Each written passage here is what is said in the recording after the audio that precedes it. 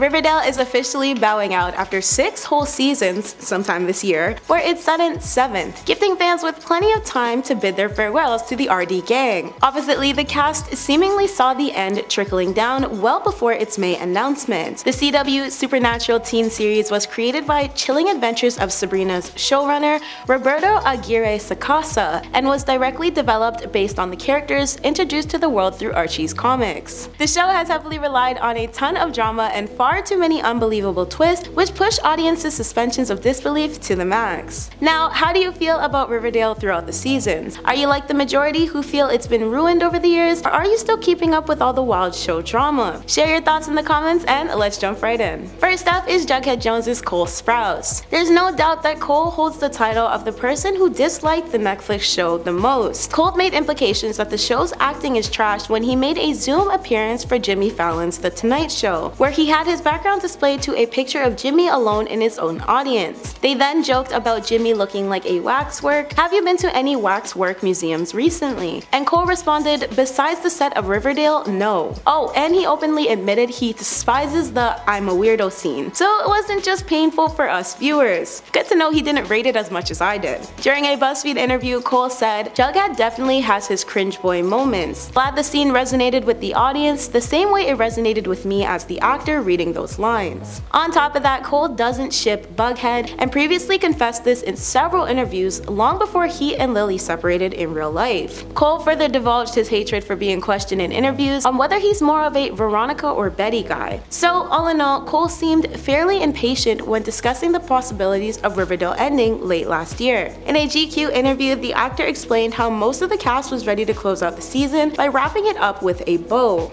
Beforehand, Cole did reveal the cast's contracts only included 7 seasons, therefore it seems they all knew their contractual obligations would end on that lucky numbers run. Before we jump into the next point, comment below your favorite character in the series and then your favorite Riverdale actor if they're any different. Now, what would be an anti-Riverdale list without Betty Cooper's Lily Reinhardt? I heavily debated whether she or Cole should have swapped places, but with everything I managed to find on Cole, I believe Lily makes an amusing but important follow-up addition to our list. One thing that directly ties an actor to their role is their fans, and Lily supposedly despises Riverdales. I mean, it's not a secret or anything that Riverdale stans are a special breed of supporters, bordering unhinged. They've done some pretty messed up stuff in the past and seem to have trouble deciphering the Riverdale actors from their on-screen personas. Specifically Lily, who seems to have faced the most backlash over the years. They vilified her relationship, referred to her as a homophobe and queer baiter for not being a Betty and Veronica shipper, and obsess over every small detail of her personal business. Following a particularly rough period with non-stop speculation on her and Cole's relationship and her portrayal on Riverdale, Lily resultantly took to Twitter to refer to the site's RD fanbase as a cesspool for evil 15-year-olds who don't know what they're talking about and don't have anything better to do. Fast forwarding, like Cole, Lily knew that Riverdale was eventually heading to its end. During an Instagram live ahead of season 7, Lily formally said it would, quote, probably be the last one. Then in August 2022, she admitted she was actually sad to be saying goodbye to Riverdale, telling Entertainment Tonight, it's truly the end of an era of my life, a big chapter, and I'll miss my cast so much. It's the last time we will collectively be filming together, so I think we're going into the season knowing we're really going to cherish it.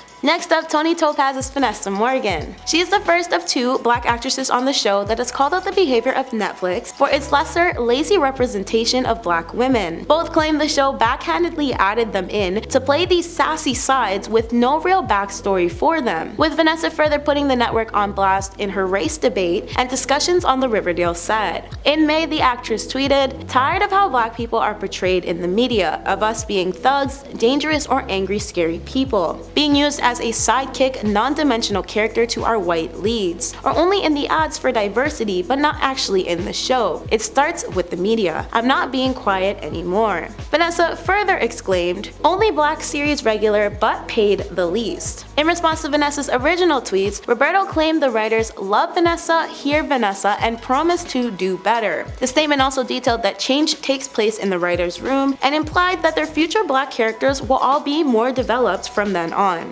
Now you know we can't forget Riverdale's it girl Veronica Lodge, played by Camila Mendes. In IG stories and interviews, Camila has expressed her delight on more than one occasion about playing a role that doesn't have her stuck in high school. Her latest film, Dangerous Lies, sees her portrayal of an adult married wife, and its maturity has her forwardly excited. In a particular interview, Camila stated, "What's nice is I'm playing an adult and not someone in high school," later adding that she dreams of starring in more prestigious and dynamic roles. As aforementioned, similar to Lily, Camila was also prepared for Riverdale to ride out its final wave. In February 2022, she informed Entertainment Tonight how she'd give it another season. Shortly after the announcement of the final season, Camila tweeted, "One more season to deliver the ending you all deserve. So much love for the fans who were here since day one and never left. Wouldn't have made it this far without you." Camila followed this up with more opening up about new work in a September 2022 InStyle feature, gushing, "There's so much more I want to experience,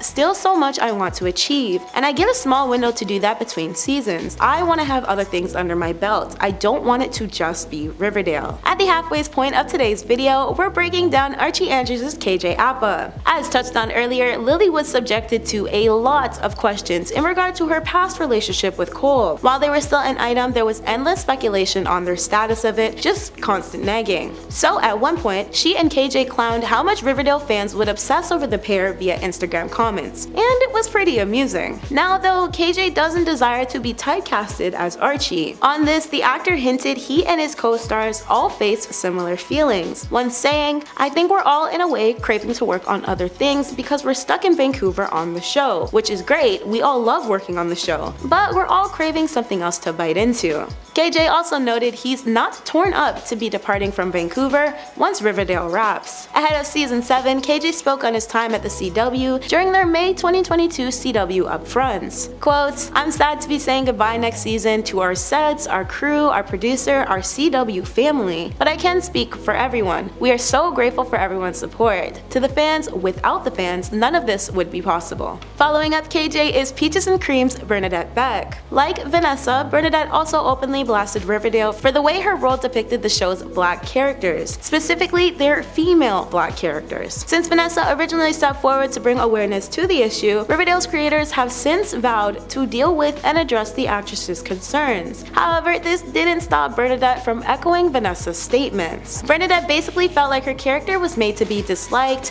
and was just there to be there and keep the peace. When she spoke with Elle.com, Bernadette said in full, "I was, for no reason, depicted in a very negative, unattractive light. I'm not the first Black actress to show up on set, stand there, chew gum, and look sassy and mean. I feel like I was just there to fulfill a diversity quota. It's just to fulfill points. I was made out to be a very unlikable character and therefore an unlikable person in people's eyes." In a literally unfortunate transition into real life, Bernadette has been treated like a villain by RD fans because of her character's personality. According to the actress, she's been subjected to death threats and has faced body-shaming comments, leading her to experience severe anxiety attacks. But it's not just the fans' fault. As similar to Vanessa's online statement, Bernadette felt the producers and directors were also to blame. She's received next to no lines and was often entirely forgotten about or placed in the background of scenes for small parts, like DJing or being an event's door girl. Next up, Hermione Lodge's Marisol Nichols. Marisol actually wanted to leave the Netflix series way ahead of its 5th season, but reluctantly kept her place in the show onward following a conversation with showrunner Roberto. In addition to playing Hermione, Marisol is also known for portraying 24's Nadia Yassir on Fox. On her character, Marisol once described, "I was interested in playing her because of her contradictions. Hermione was essentially a mob's wife trying to reset her and her daughter's lives. As Hiram came along, things changed and she morphed into what you have seen in the past few seasons." And then we have the iconic bombshell Cheryl Blossom's Madeline Petch. Now this one may be a bit of a reach because there's no outright statement informing us that she actually hates her role. However, Madeline's never missed an opportunity during past interviews to drag the show and its subjectively poor writing to filth. If you don't believe me, please remember there's always the running gag of her decomposing dead brother from the actress herself that one can find in just about any early Riverdale cast interview. On top of this, with all the crazy up, down, down, damn near nonsensical storylines and plot twists of the show at this point, which Riverdale actor is even truly in love with their roles. Now, of course, Madeline hasn't been very open about her most recent thoughts on the show since approximately season 5 and how she feels about it ending, but she has credited the show numerous times for her success. She even sat down with InStyle for a YouTube interview about a year ago and dished all the tea on her portrayal in the Netflix series. In this, she also spoke about the future characters she'd like to play outside of Riverdale, so it's safe to assume the departing experience will be bittersweet for her, and we can't wait to get her word on what the show's closing means for her next. Finally, we see Mr. Rupert Chipping's Sam Witwer. Sam played the role of a Stonewall prep teacher, Mr. Chipping, who jumped out of a window to his demise in a season 4 episode. Since the discovery, Sam called out the writers for their poor efforts of axing him in a Gizmodo interview, ranting, "Why that character jumps out a window, I have no idea, but I read the script and laughed. I'd love to say I had deep thoughts about the whole thing, but I don't think that's really the way they work over there." Then he further stated, "I was a bit relieved when I saw my character jumping out the window. I don't have to wonder anymore whether I'm being made to look like because I can't do my job if I don't know what's going on." Big yikes. Overall, the hot mess of Riverdale, its fans, and the show's lack of smooth continuation has seemingly turned the series into one that's unwatchable and unbearable to be a part of. Of course, despite a lot of what was said prior, the cast is grateful for the show, but it seems more of the size and reception of the show that has its cast mentally over it all. And honestly, I can't quite blame them. That's been today's WATN. I've been your host, Michaela, and thanks for watching, friends.